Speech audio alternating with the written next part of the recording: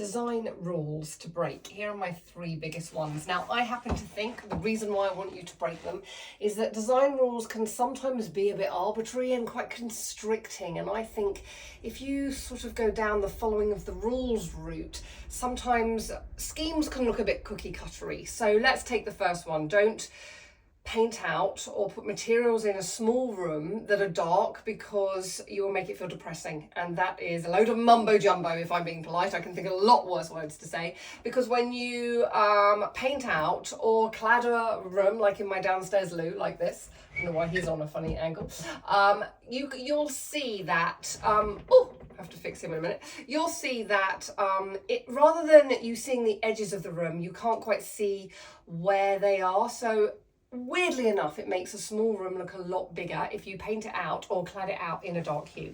The next little rule I want to break is that wood tones should kind of match.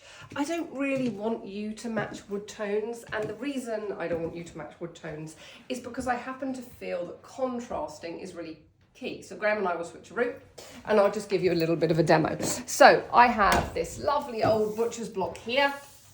Now I'm going to put these lovely bowls on it, so they're really walnutty and that's really cherry, so there's no reason that these don't work together. And now I'm taking our massive vase, which emulates, it's actually concrete, but it emulates wood, and that's another wood tone as well. So what you wouldn't do in a room is you wouldn't necessarily have all of these 3 banking up against each other. You would kind of pepper them around the space. So there's a real connection between the wooden elements, they're just not all toppling on one another. And then another rule, the last one I really want to break, is the matchy-matchy vibe. We don't want to match everything interiors, particularly lighting. So over here, I'm going to show you 3 white lights, which are all very different in sensibility.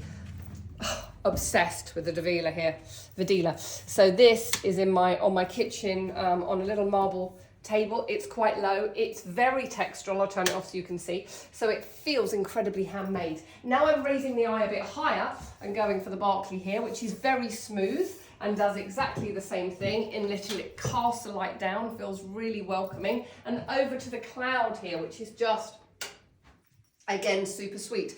So each of the lamps is a very similar colour palette, but they all have a slightly different sensibility. So we don't match, we just echo a colour palette or material, which makes rooms always look super sophisticated.